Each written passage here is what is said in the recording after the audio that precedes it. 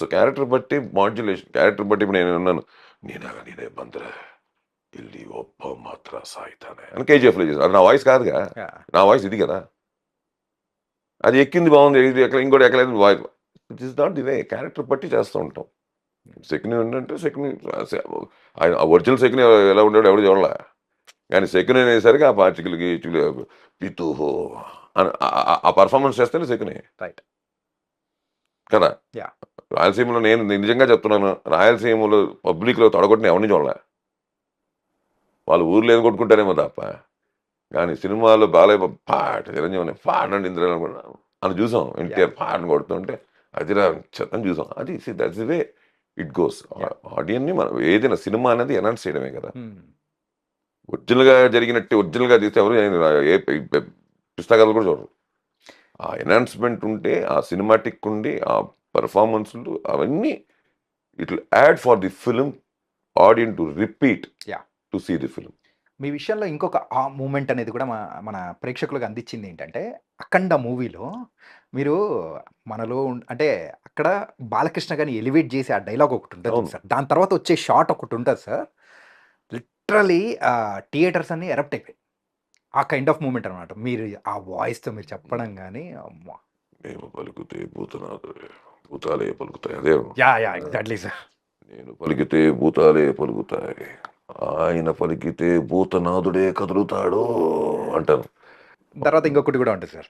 అంటే మనోళ్ళలో ఉండేది ఇప్పుడు మనిషి కాదు శివుడు అనేది.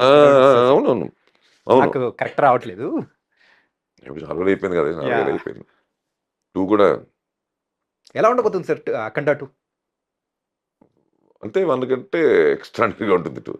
ఎందుకంటే బేసిక్లీ కాంతారా వస్తుంది, మనకి తెలియకుండా చిన్న వైబ్రేషన్ వస్తున్నాయి. అఖండ 2 అనే ఒక వైబ్రేషన్ వస్తుంది.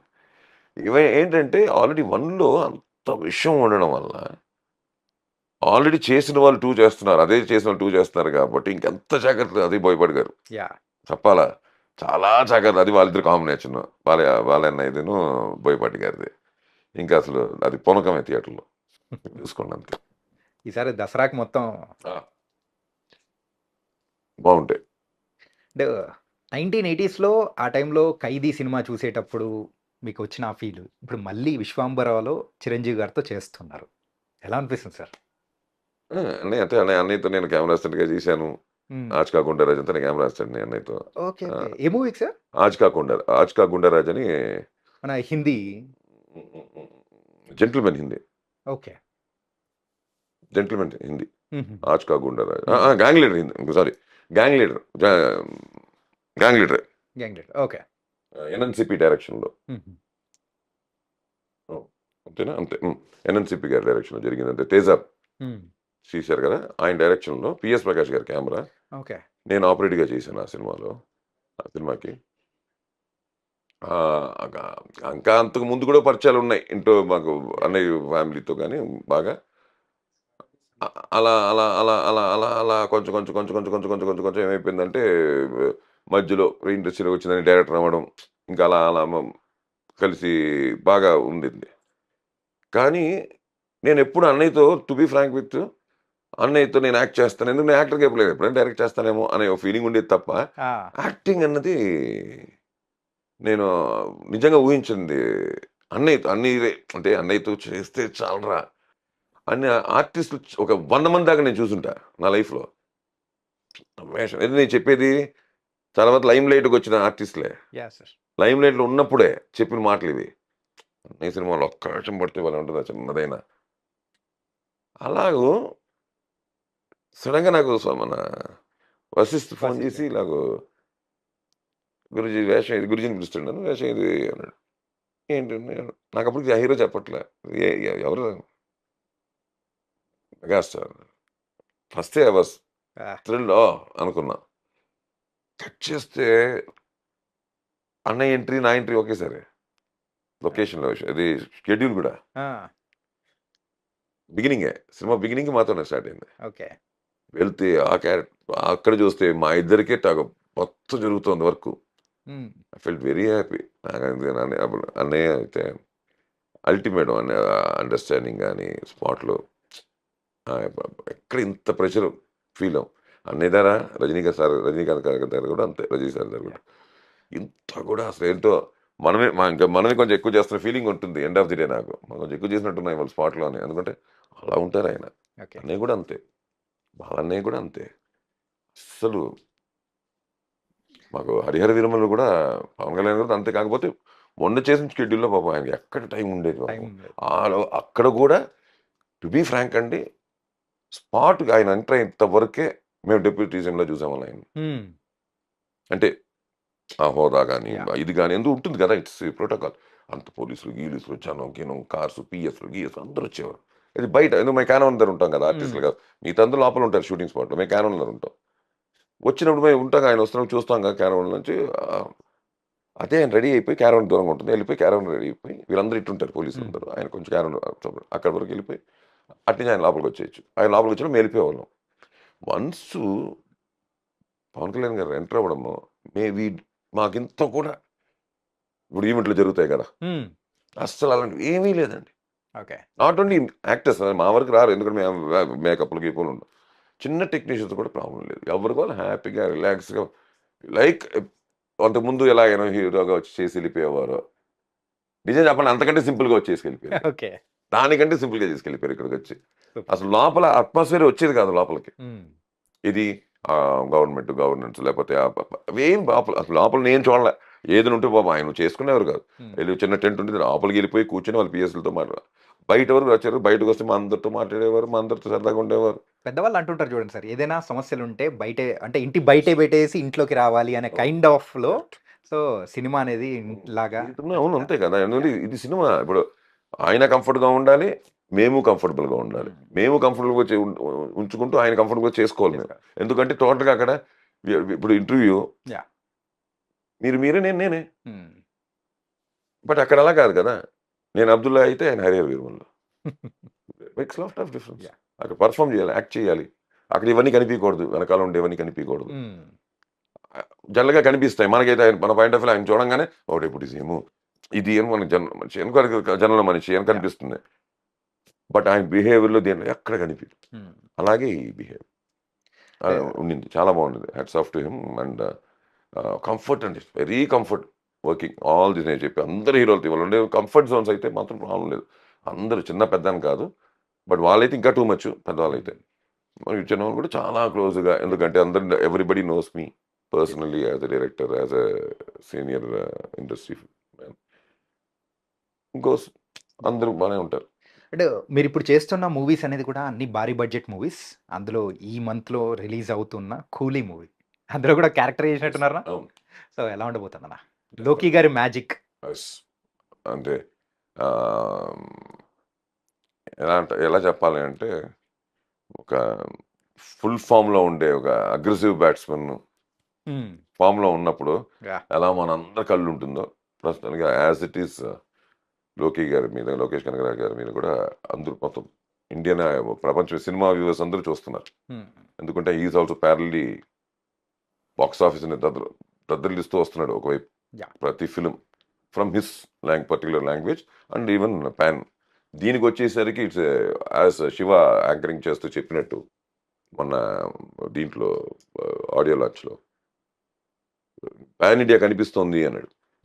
ముందు రో చూస్తే స్టార్ట్స్ ఫ్రమ్ రజనీ సార్, పక్కనే నాగార్జున గారు కింగ్, దాని పక్కన శోభియన్ గారు కేరళ నుంచి, దాని పక్కన మా ఉపేంద్ర కర్ణాటక నుంచి, ఆ పక్కన మన అమీర్ ఖాన్ ఫ్రమ్ బాలీవుడ్. ఇలాగో if you see it's pan Indian film. Right, what he said was right. Pan Indian film అంటే పాన్ ఇండియా కనిపిస్తోంది అన్నాడు. అలాగూ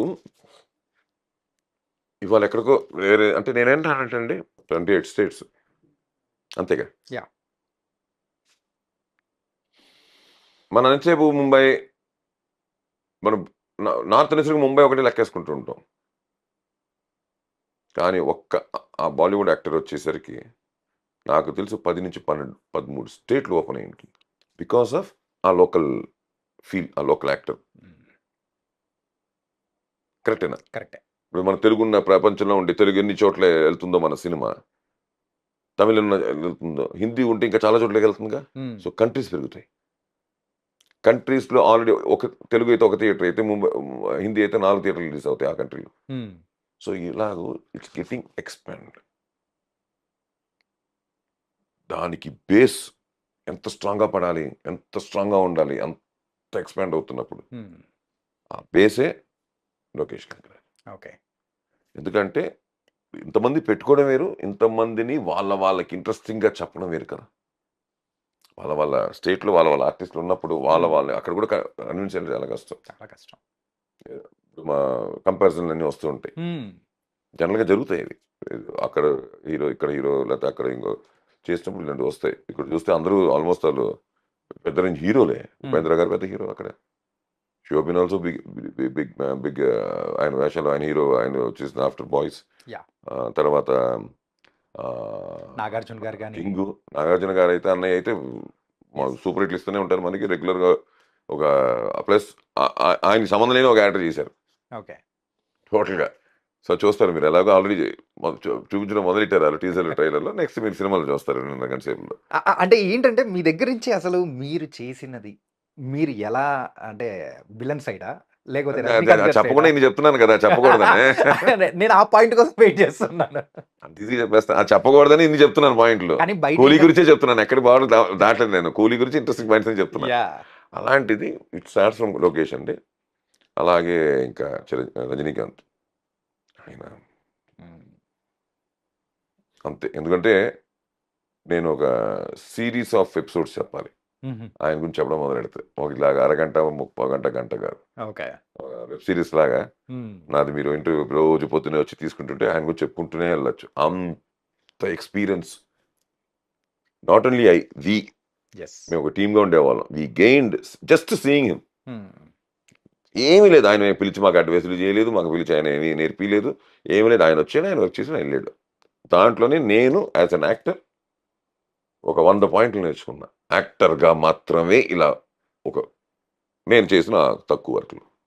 ఓకే. ఆయనతో ఉండే స్క్రీన్ ప్లేస్ తక్కువే. అలాంటిది ఆయన దగ్గర ఉన్నంత వరకు ఏదో ఒకటి నేర్పిస్తూనే ఉన్నాడు. Without telling us. ఓకే. నేర్చుకోండి అని చెప్పకుండా ఆయన చేష్టల్లోనే మాకు నేర్పించాడు. అర్థమైపోతుంటది. నాకైతే నేర్పించినాయి. నాకైతే అర్థమైంది చాలా. ఒక యాక్టర్ ఎలా బిహేవ్ ఎలా ఉండాలి? అసలు ఏంటి? Hats off to him. అలాగూ వీళ్ళంత కాంబినేషన్ చేశారంటే హ్మ్. ఎవరెంతసేపు ఉన్నాం, ఎవరేమి ఉన్నాం కాదు. ఉండడమే గ్రేటు. బయట నుంచి ఎంతమంది లోపల ఉండాలని ట్రై చేస్తున్నారు. అలాంటిది మేము లోపల నుండి బయట వాళ్ళని చూస్తున్నాం కాబట్టి యాహ్! అమ్మ! ఎందుకంటే క్రికెట్‌లో కూడా ఉందది. 14లో ఉండడం గ్రేట్ కాదు. ప్లేయింగ్ 11లో ఉండడం గ్రేట్ అంటా నేను. రైట్. టీమ్‌లో ఉంటే గ్రేట్ కాదు. ప్లేయింగ్ 11లో ఉంటేనే ప్లేయింగ్ గ్రేట్. 11లో. ఎందుకంటే అప్పుడే you will get a chance to prove your self. అయితే మీరు ప్లేయింగ్ 11లో ఉన్నారన్నమాట 'కూలీలో'. ప్లేయింగ్ 11లో ఉన్నాంగా లేకపోతే మనకు ఫోటో కూడా రాకుండా ఉంటుంది కదా! సో, సినిమాలో ఉన్నాను కన్ఫర్మ్ డౌట్ లేదు దాంట్లో. లక్కీగా ట్రైలర్‌లో అక్కడక్కడ 2 చోట్ల కనిపించాము కాబట్టి డౌట్ లేదు. కాకపోతే